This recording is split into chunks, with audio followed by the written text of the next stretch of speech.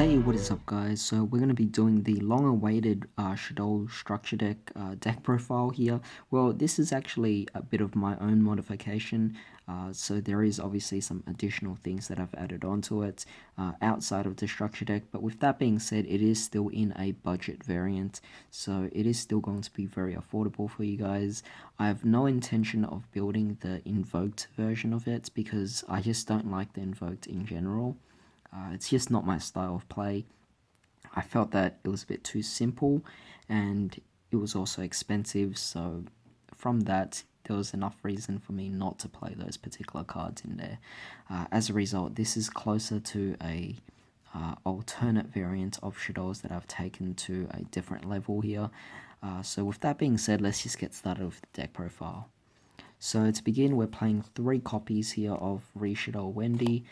She's definitely one of the key cards. I think if you're playing the invoked engine, you would only be playing 2 of these, but without the invoked, you definitely got to be playing 3 of these particular cards here, and you could easily get away with it as well. So very key card, of course, starting off your combos with different things.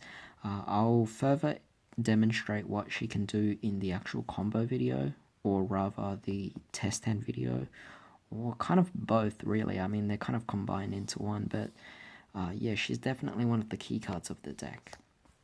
With that being said, we're also playing 1 copy of Shaddoll Ariel. Ariel is a very interesting card. I mean, it's kind of an on-off thing where some people don't like her, some people like her. I've seen cases where people might play 2 copies of it, and in some cases I might as well, but in this scenario I just felt that I didn't really need any more of her. I felt that 1 definitely did the job. Now mind you, I'm not playing Pot of Desires in this deck. If I did play Pot of Desires, I would bump her up to 2, and I would change up the ratios entirely, but since I'm not playing Pot of Desires, I don't really see any reason to play any more of her. But of course that will come down ultimately to your own opinion in this particular scenario. For the regular Shaddoll, we're going to be playing 2 Shaddoll Beast. I think it's really good. I really wish I could play a 3rd, but I think 2 definitely suffices enough for this deck since there are already so many Shaddolls in the deck. We're also playing 2 copies here of Squamata. Pretty much can act as any Shaddoll card when it's sent to the graveyard. As a result, it has a lot of versatility. We're going to be playing 1 copy of Shaddoll Dragon, and of course we're also going to be playing 1 copy of Shaddoll Hedgehog. We're not playing Falco. Falco just does not do what this deck really intends to, and as a result I don't really see any reason for me to play it. I do like Hedgehog's effect and I do like Dragon's effect, and while it's arguable that I could play more of them, I already think that the deck has enough Shaddoll cards to go with, and they do the job. It's enough for me to end the game. There's no reason for me to overextend by adding in additional cards that might end up ultimately affecting the consistency of the deck. So these are all the Shaddolls I play, and they definitely served very well for this deck. Now the next card I'm talking about here might actually be very controversial for you guys, but I am playing 2 copies of Lava Golem. I think Lava Golem is definitely a very powerful card in this particular format. With cards like Appaloosa, with cards like Savage Dragon, it's very difficult to break your opponent's board. Even in a mirror match situation, if your opponent is playing the invoked engine, they're going to have Mechaba on the board. You got to get a way to deal with their big boards, and I think Lava Golem does that. You can't deal with them using Nibiru because they're most likely going to bring out Appaloosa, they're most likely going to bring out Savage Dragon, or they're most likely going to bring out Mechaba before they get to their 5th summon. As a result, your Nibiru isn't going to work. In this case, Lava Golem's actually a far better card. On top of that, Lava Golem's also a fire monster, so as a super poly target, you could also go into Gristar, which is definitely going to be very powerful. So ultimately, 2 of them, because it provides enough consistency, but not so much that I'll be seeing it all the time in my hand. However, that being said, it will be something that I will be kind of relying on to initially break the opponent's board at the beginning. Otherwise, the deck already does a really amazing job at breaking opponent's boards. So one thing I want to clear up is this deck is definitely a going second deck. It is not a going first deck. The setups are really iffy on that front. We're also playing the one copy of Trick Clown here. I don't think there's any reason to play more Trick Clowns. I think if you want to play the Perform Age engine as well, then you should get 2 copies of Juggler and 1 copy of Hat Tricker. And I think that's a good ratio. For now, I don't have Hat Tricker and I don't have Juggler. However, if I were playing Juggler and Hat Tricker, I might remove 1 copy of Wendy and play an additional copy of Hat Tricker. And then there are also 2 copies of Juggler as well, which I'm hoping to get and obtain to add to the deck. But for now, this is what I'm going with. Speaking of that, we're also going with Pero Cerberus. One of my budget tech options. It's an Earth monster, allowing me to go for my 1 Shekanaga in the deck. Definitely very nice. However, that being said, I will be taking this out to put in the Jugglers. So once I get the Jugglers, I'll be playing 2 Jugglers by taking out Pero, and I'll take out 1 Wendy, allowing me 2 spaces to put in the Jugglers. That will definitely work here. We're also playing 3 copies of Ash, and we're also playing 3 copies of Veiler. Both cards are definitely going to help out with the control of this deck.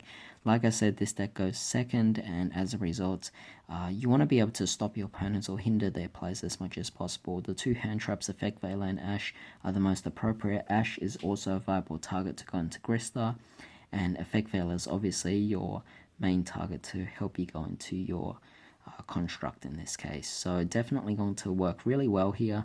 However, if I was to play a Hat Tricker into the deck, then I would also take out 1 copy of Ash to allow me to put a Hat Tricker, and that way I'll have my full Perform Age engine into the deck. But that's pretty much it for the monsters. Let's move on to the spells. So onto the spells, we're playing 3 copies of Shaddoll Fusion. Very important card. You want to be seeing this card as much as possible, and as a result, I'm maxing out on them. Same thing applies for El Shaddoll Fusion. I really want to max out on them, and yeah, even then, by maxing out on both copies of these cards, I still don't see them enough for me every turn. I want to see these as much as possible, and as a result, I'm not holding back on them. I'm playing 3 copies of each. However, I am only playing 2 copies of Super Poly here. Super Poly requires you to discard, and it kind of doesn't work as effectively as I'd wished it would. But that being said, it still allows you to use your opponent's monsters, and it definitely helps with fusion summoning as well. It's just that the effect is that requires you to discard kind of puts you at a little bit of a minus. But with that being said, 2 is going to work incredibly well. As a result, I have my 8 fusion spells, which works really effectively in this scenario. We're also playing 3 copies of Called by the Grave. This deck is quite susceptible to hand traps. As a result, Called by the Grave is definitely a necessity for the deck to definitely stop those particular cards from hindering your own plays. We also want to hinder our opponent's plays by playing cards such as Cosmic Cyclone. My own personal tech in this deck, I believe this card is going to be very effective against cards like Magical Meltdown, and as a result, sometimes your opponent might even set their invocations as a bluff. By banishing it with the Cosmic Cyclone, you'll be far more effective than playing something like Twin Twisters. And as a result, Cosmic Cyclone, I want to main deck it. I think there's too many spells and traps now in this format, especially with Altergeist actually making a comeback as well. Dragon Ravine, World Legacy, Guard Dragon. You need cards like Cosmic Cyclone or even Twin Twisters if you guys want. Just play them in the deck. They will definitely help out for you in this format. We're also playing the One Foolish Burial, self-explanatory. And we're also playing the E-Telly. The E-Telly goes into your Wendy, But I have also thought about incorporating the Ghost Ogres I have as well, because not only that, Ghost Ogre is also a light target, so it does make it interesting to allow you to also go into construct with more targets in the deck, of course. To end things off, I'm playing the 1 copy of Avarice.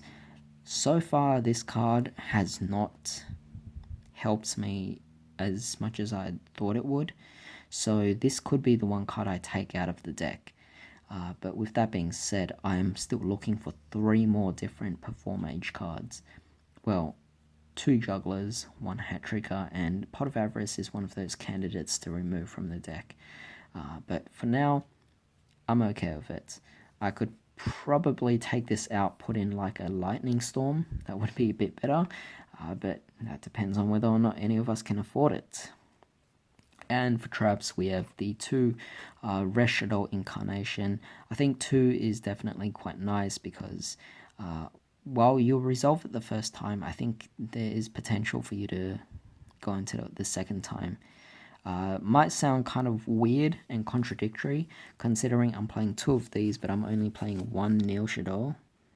But even though it's like that, the Shaddoll is easy enough to recover.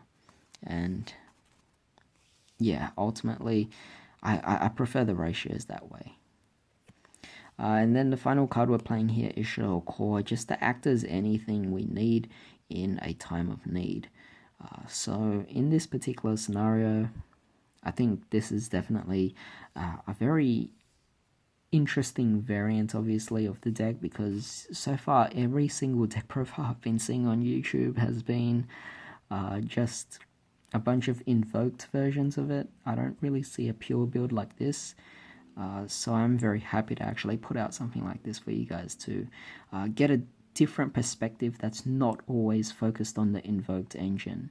However, that being said, let's move on to the extra deck. With the extra deck, of course, the self-explanatory card is App Cologne. We're playing 2 copies of it. No need to play 3. I think that's a bit much because it requires Shaddoll, so 2 different attributes. So to accomplish that, you'll definitely have to be able to get into a lot of your cards. So I think 2 is good enough for the deck. You really don't have to go to 3 of them. So it definitely works out quite well there. We're also playing 3 copies of Construct here. Construct, definitely very nice. Do you guys like the original artwork or the new artwork?